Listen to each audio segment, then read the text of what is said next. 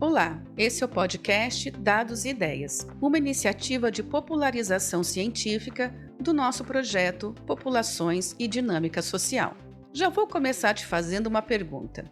Você também concorda que sem informações e apenas ouvindo controvérsias, fica difícil compreender o mundo atual?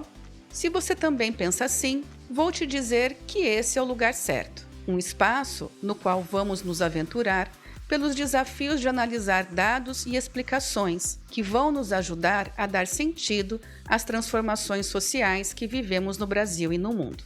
Eu sou Cláudia Baltar e, junto com Ronaldo Baltar, a cada episódio, vamos acompanhar você nessa jornada pelos dados e ideias que explicam os temas mais relevantes para o entendimento de um mundo em permanente mudança. No nosso episódio de hoje, vamos tratar dos Objetivos do Desenvolvimento Sustentável como instrumento para estimular a efetivação do modelo de governo baseado em metas. Você já tinha pensado nos ODS como instrumento de controle social para a gestão pública municipal?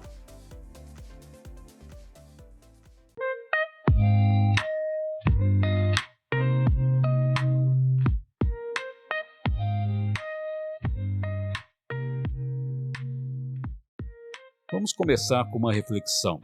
Esse ano é um ano de eleições municipais, eleições para prefeito, vereadores.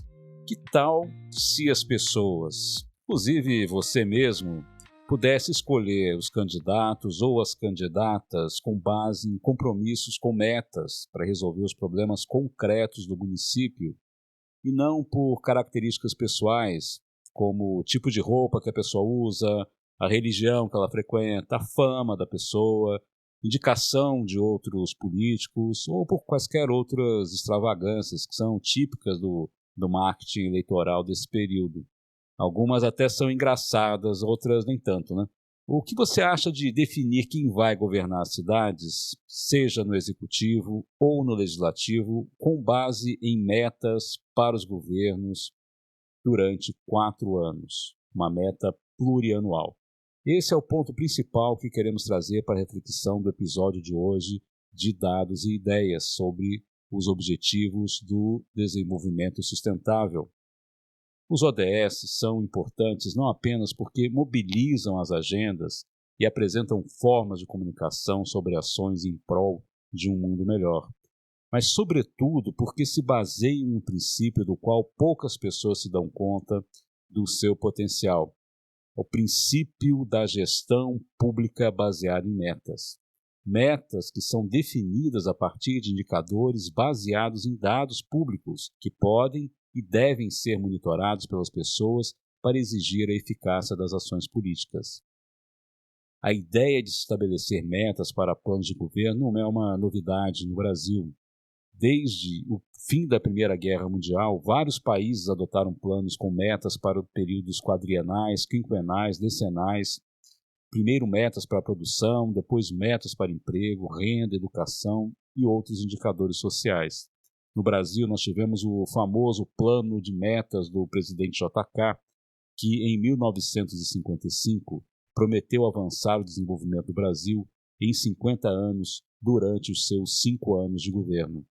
Todos os demais governos após o JK, de uma forma ou de outra, apresentaram planos de metas, ao menos para alguns setores específicos. O termo que hoje em dia se utiliza para definir a forma de gestão, seja pública ou privada, é governança.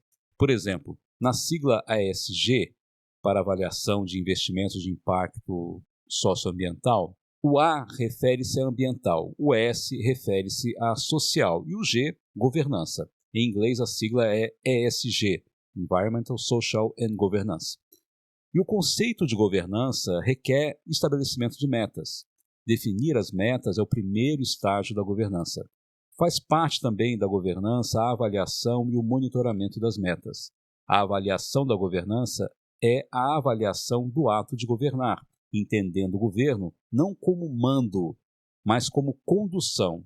Avaliar a governança significa avaliar a capacidade de se conduzir determinada entidade, instituição, empresa, comunidade ou país a uma meta pré-definida. Esse princípio está presente na Constituição Brasileira de 1988, quando ficou estabelecido que governar por metas seria a base para o funcionamento da gestão pública nos 3 níveis: nível federal, no nível estadual e no nível municipal.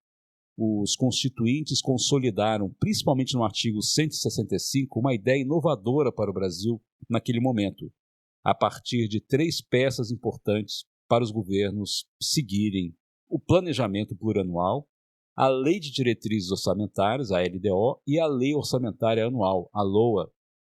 Essas 3 leis formam um fluxo de planejamento com participação dos cidadãos. O Plano Plurianual estabelece as metas quadrienais. A LDO é elaborada anualmente para tornar concretas as metas do Plano Plurianual. A LOA é elaborada também anualmente para tornar factível, em termos de orçamento, a realização das metas, estimando as receitas e as despesas. Então vamos imaginar um candidato ou candidata à prefeitura que tenha defendido em campanha gerar mais empregos para o seu município. Se eleito ou eleita conforme a Constituição Federal, o candidato ou a candidata eleita teria que transformar essa proposta em um plano plurianual, definido a cada ano na LDO, como será a alocação de recursos para programas e ações que visem a geração de empregos. Na LOA, por sua vez, seria necessário que o prefeito, junto com os vereadores, detalhasse as despesas específicas destinadas a iniciativas como capacitação profissional, por exemplo, incentivos fiscais para empresas locais, infraestrutura para atrair investimentos, entre outras medidas para viabilizar a proposta de geração de mais empregos. Assim, a implementação dessa promessa de campanha estaria alinhada com as diretrizes orçamentárias e os recursos financeiros seriam alocados de forma transparente e eficaz para atingir o objetivo de aumentar o emprego no município, que foi a promessa de campanha nesse exemplo que estamos dando. Não é só o executivo, o legislativo também tem um papel importante nesse processo, assim como os tribunais de conta. Os tribunais fazem a fiscalização do cumprimento do planejamento e da transparência das informações. A Câmara de Vereadores, por sua vez, desempenha um papel fundamental nesse processo, porque é na Câmara de Vereadores que é feita a aprovação do orçamento municipal, que inclui o Plano Plurianual, PPA, para 4 anos, que pega a gestão de um prefeito, de uma prefeita e vai até a gestão da outra, a Lei de Diretrizes Orçamentárias, a LDO, e a Lei Orçamentária Anual, a LOA. Tudo isso é aprovado na Câmara de Vereadores. Cabe aos vereadores o dever de fiscalizar a aplicação dos recursos públicos e, além disso, a Câmara deveria exercer o papel de controle democrático sobre as ações do Poder Executivo, assegurando que os recursos venham a ser utilizados de maneira transparente, eficiente e conforme os princípios estabelecidos pela legislação vigente, o que só irá ocorrer se as pessoas, de modo geral, os munícipes, exercerem a sua capacidade de controle social sobre as metas e utilização dos recursos definidos no planejamento. E os munícipes podem exercer esse controle exatamente através da participação na Câmara de Vereadores. A questão é que tanto o Executivo, o Legislativo e os tribunais de contas devem ser fiscalizados pelos contribuintes. Sem controle social direto sobre os entes públicos, a lei de planejamento por metas se torna apenas uma peça decorativa. O uso dos recursos passa a atender interesses pessoais, partidários, eleitorais, mas quase nunca os interesses dos cidadãos. E para que haja monitoramento e controle, é fundamental que se tenha transparência e acesso aos dados que permitam verificar se as metas estão sendo alcançadas. Veja que, em relação à escolha de candidatos e candidatas aos cargos de representação política, nada do que foi dito em relação à governança tem a ver com a roupa que a pessoa usa, seus hábitos pessoais, suas crenças, suas indicações ou apadrinhamentos políticos. Tem a ver com a capacidade de gestão e o compromisso público assumido com as metas para o bem-estar da comunidade. A escolha deveria recair sobre esses pontos: a capacidade de gestão e o compromisso público assumido com as metas para o bem-estar da comunidade. Esse deveria ser o ponto de escolha dos candidatos a prefeito e vereadores. Mas como definir metas para o bem-estar da comunidade? Essa é a contribuição dos ODS, um conjunto de 17 indicadores que podem dar visibilidade para o compromisso básico e a ações que promovam, de fato, o avanço da qualidade de vida das pessoas. Vamos ver que compromissos básicos são esses que os ODS representam.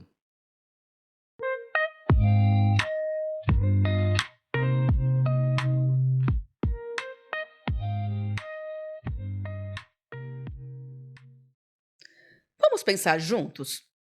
Nós podemos imaginar que cada país, cada estado, cada município, cada região dentro de um município, na verdade, cada família e cada indivíduo tem as suas próprias dificuldades, as suas necessidades e os seus projetos específicos para o futuro.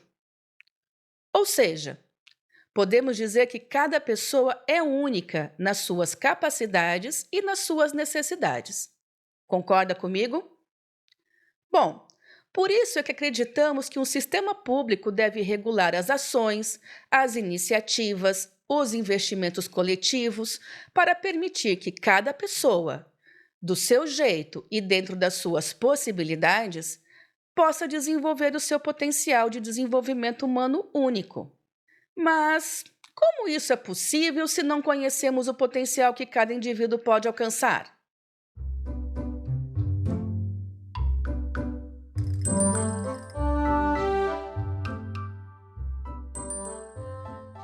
Vamos trabalhar melhor essas ideias? Por um lado, acreditamos que cada pessoa deve trilhar o próprio caminho na jornada para desenvolver o seu potencial, à sua maneira. Esta é uma missão que recai sobre cada indivíduo em particular e, em certo sentido, sobre as famílias também. Por outro lado, porém, reconhecemos que existem condições básicas, cuja ausência sabemos que limitará e muito qualquer pessoa a atingir o máximo do seu potencial. Assim, combinando essas duas coisas, embora não possamos determinar qual o ponto máximo que cada um pode alcançar, podemos identificar as condições básicas que todos devem ter para exercer plenamente o seu potencial. Você sabia que essas ideias estão na base do conceito de desenvolvimento humano? Bom, e o que vem a ser exatamente esse conceito? Vem comigo, que eu vou contar essa história para você.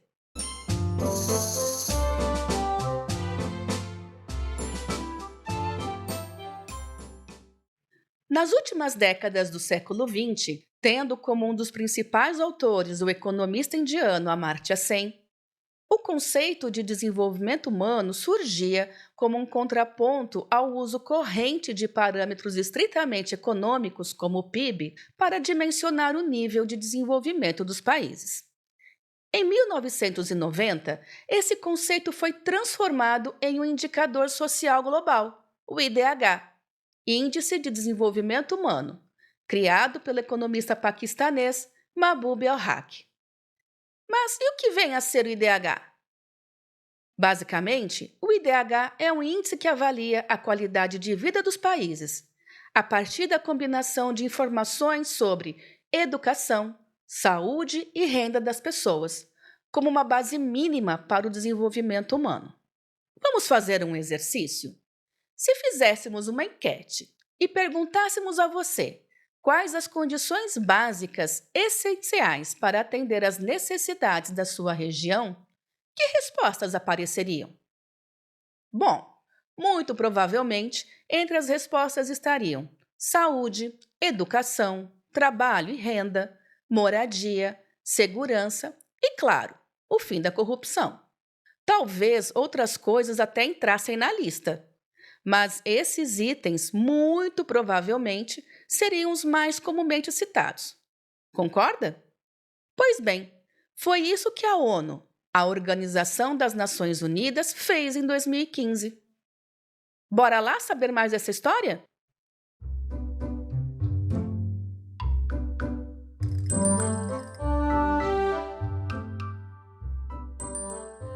Em 2015, a ONU criou um programa para uma enquete mundial chamada My World, The United Nations Global Survey for a Better World, abreviando My World 2030.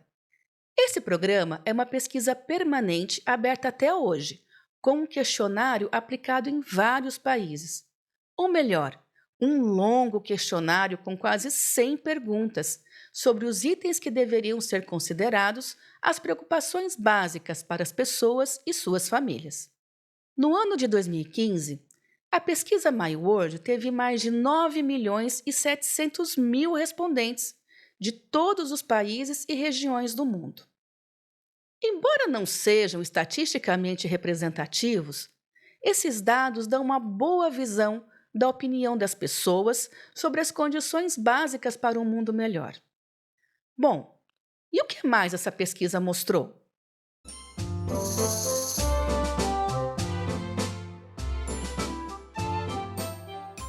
O resultado desta pesquisa mostrou que as preocupações básicas das pessoas para viverem melhor podem ser ordenadas da seguinte forma: uma boa educação, um melhor sistema de saúde, melhores oportunidades de emprego, um governo honesto e atento aos interesses da população, disponibilidade de alimentação nutritiva, proteção contra a violência e saneamento básico e água potável. Bem interessante, não é?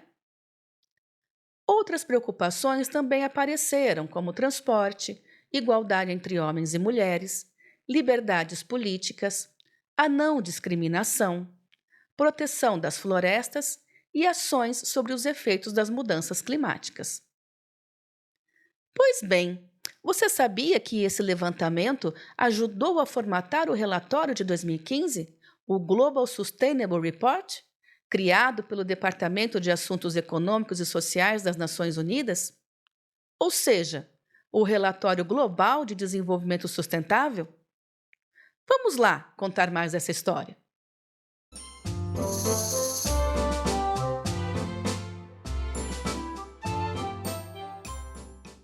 O Relatório Global de Desenvolvimento Sustentável de 2015 emergiu num momento importante, após a finalização da Agenda dos Objetivos do Desenvolvimento do Milênio, os chamados ODMs. Essa agenda dos ODMs havia estabelecido em 2000 8 indicadores a serem adotados pelos países na busca da solução dos problemas básicos relacionados aos princípios do desenvolvimento humano. O prazo de realização da agenda dos ODMs era de 15 anos. Ou seja, os países tinham até o ano de 2015 para desenvolver ações para alcançar as metas estabelecidas em 8 áreas. Você conhece esses 8 indicadores dos Objetivos do Desenvolvimento do Milênio? Vou te acompanhar nessa enumeração. Vem comigo. Objetivo 1. Erradicar a pobreza extrema e a fome. 2. Alcançar o ensino básico universal. 3. Promover a igualdade de gênero e empoderar as mulheres. 4. Reduzir a mortalidade infantil. 5. Melhorar a saúde materna. 6. Combater o HIV/AIDS, a malária e outras doenças. 7. Garantir a sustentabilidade ambiental. E 8. Estabelecer uma parceria mundial para o desenvolvimento. E como os ODMs se relacionam com os ODS, os Objetivos do Desenvolvimento Sustentável? Bom, antes da finalização do prazo de cumprimento dos ODMs, a ONU reuniu grupos de especialistas de diferentes áreas para construir novas metas que incorporassem as questões socioambientais globais para orientar as ações de governos e entidades privadas. Isso porque, na segunda década do século XXI, a questão da sustentabilidade e os impactos socioambientais e climáticos do desenvolvimento econômico global assumiram um novo patamar nas agendas de organizações internacionais, da ONU, de ONGs, de pesquisas acadêmicas, da imprensa de um modo geral, dentre outros. Desses estudos, somados à pesquisa do World Survey, aquela com mais de 9 milhões de respondentes que eu mencionei anteriormente, resultou o Relatório Global de Desenvolvimento Sustentável de 2015, que propôs a Agenda 2030 para os Objetivos do Desenvolvimento Sustentável. São agora 17 objetivos que incorporam os princípios e as metas já presentes em diferentes agendas, como os ODMs, o IDH, os princípios da Agenda do Trabalho Decente, os indicadores propostos pela Organização Internacional do Trabalho, a OIT, e a Conferência Rio+20. Vem comigo que eu te acompanho na enumeração desses 17 objetivos. Objetivo 1: erradicação da pobreza. 2: fome zero e agricultura sustentável. 3: saúde e bem-estar. 4: educação de qualidade. 5: igualdade de gênero. 6: água limpa e saneamento. 7: energia limpa e acessível. 8: trabalho decente e crescimento econômico. 9: indústria, inovação e infraestrutura. 10: redução das desigualdades. 11: cidades e comunidades sustentáveis. 12: consumo e produção responsáveis. 13: ação contra a mudança global do clima. 14: vida na água. 15: vida terrestre. 16: paz, justiça e instituições eficazes. E objetivo 17: parcerias e meios de implementação. Conseguiu acompanhar? Não se preocupe, que esses objetivos e outros materiais utilizados neste episódio poderão ser acessados na descrição do podcast.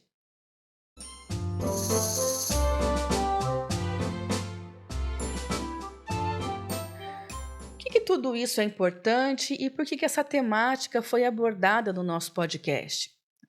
Bom, o que nós queremos destacar aqui é que esse relatório de 2015, que propôs a criação dos ODS e da Agenda 2030, ele buscou fortalecer a interface entre duas coisas muito importantes. Fortalecer a interface entre ciência e política. No nosso caso aqui, nós poderíamos traduzir, uma interface entre a elaboração e disponibilidade de metas e dados e o desenvolvimento sustentável. Bom, explicando melhor essa ideia, vamos lá.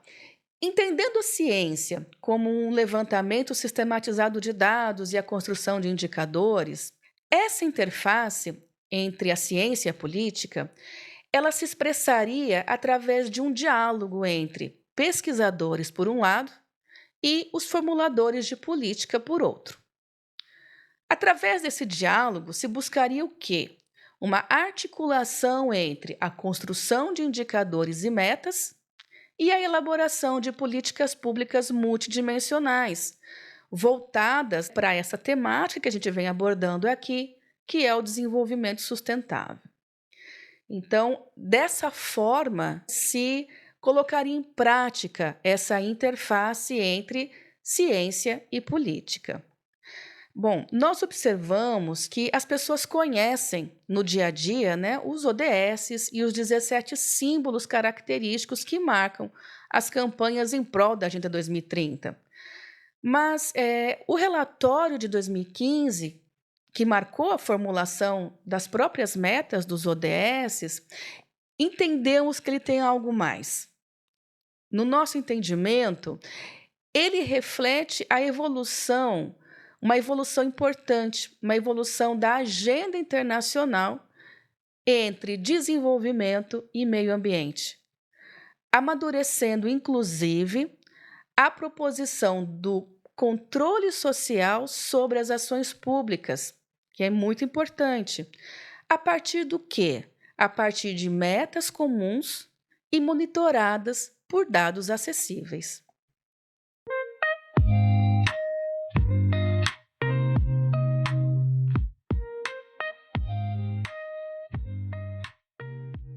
E aqui temos um outro problema. As informações que temos disponíveis no Brasil sobre os ODS e outros indicadores sociais, em sua maioria, se referem aos estados e às regiões do país, não aos municípios. Para os indicadores municipais, precisamos dos dados do Censo Demográfico do IBGE, um censo esse que quase foi impedido de ser realizado como uma das ações que resultaram no apagão de dados que conversamos em episódio passado. O censo deveria ter sido realizado em 2020, foi realizado em 2022 e os dados deverão estar completamente disponíveis para análise dos indicadores em 2025, que vai ser após a eleição municipal de 24. Esse prazo é necessário para o IBGE poder conferir todos os dados. Mas quem se eleger ainda terá as informações a partir do primeiro ano de mandato para conduzir as mudanças necessárias para o cumprimento da Agenda 2030 dos ODS. Por isso é importante conhecer e nos apropriarmos dos dados que compõem os indicadores dos ODS e outros indicadores sociais. Conhecer e acompanhar as metas para o desenvolvimento social, desenvolvimento econômico e o desenvolvimento sustentável é primordial para o exercício do controle social. Esse conhecimento é a base para o exercício da gestão pública por metas, de forma que se possa cobrar ações das prefeituras e câmaras até 2029, que é o último ano antes da data estabelecida para o compromisso dos ODS. A Constituição Federal de 1988 nos legou as ferramentas legais para a exigência de funcionamento dos governos por metas transparentes e passíveis de controle social, com a exigência dos planos plurianuais, da LDO e a LOA que conversamos antes. O controle social foi incrementado com a Lei de Acesso à Informação. E os indicadores sociais de sustentabilidade, como vimos aqui os ODS como exemplo, nos oferecem a base comparativa para estabelecermos os padrões mínimos para o cumprimento das condições necessárias para o desenvolvimento humano, econômico e sustentável. No caso dos ODS, temos até um prazo pactuado internacionalmente para a concretização dessas metas, que é o ano de 2030. Falta nos apropriarmos desses instrumentos legais e analíticos, conhecermos os dados e exercermos nosso papel na participação do planejamento por metas, na avaliação e, principalmente, exercitar o controle social das políticas públicas. Começando agora pela escolha de quem vai nos representar nas instâncias de decisão do Executivo e Legislativo Municipal. Os ODS podem ser muito mais do que ferramentas de propaganda de governos e empresas. Os ODS formam um conjunto articulado de metas, ações e indicadores e podem servir para ampliar a consciência das pessoas para tornar a gestão pública em governos comprometidos com metas de interesses comum e não como espaço de repartição de recursos públicos entre grupos de interesses privados. Por isso, conhecer e usar os dados para o controle social das ações públicas é tão importante. Para facilitar o acesso público a esses indicadores, o IBGE e várias organizações têm trabalhado para manter páginas na internet com dados já sistematizados por município. Você conhece alguma dessas fontes de dados?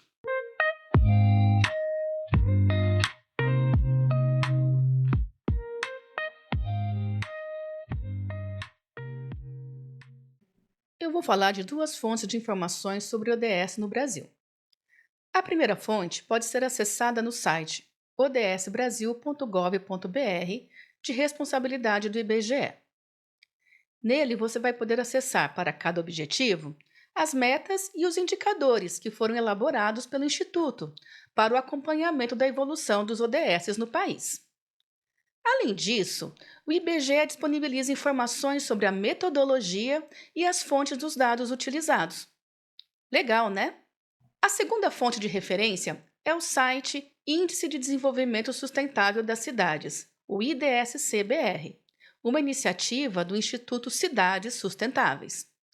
Neste site, você vai poder acompanhar cerca de 100 indicadores dos ODS elaborados para todos os municípios brasileiros. Já conhecia essa iniciativa?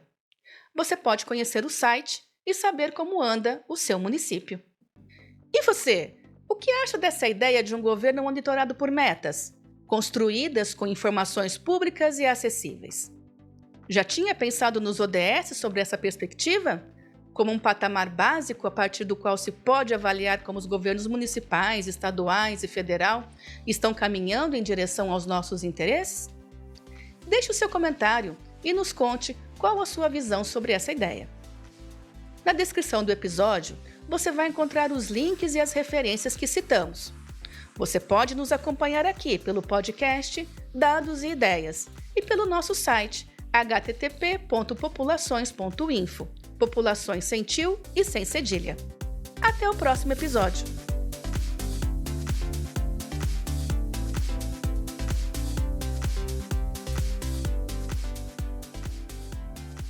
Você ouviu o podcast Dados e Ideias, uma iniciativa de difusão científica do projeto Populações e Dinâmica Social, com Cláudia Baltar e Ronaldo Baltar. Você pode ouvir todos os episódios em Spotify, ou no seu player preferido. Acesse o nosso site populações.info, populações sem acento e sem cedilha, e veja como nos acompanhar, além de ter acesso a artigos e publicações do projeto referente a esse episódio e outros estudos.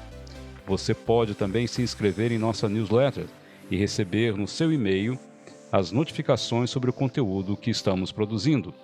Acesse populações.info. Esperamos você. Até o nosso próximo encontro com dados e ideias.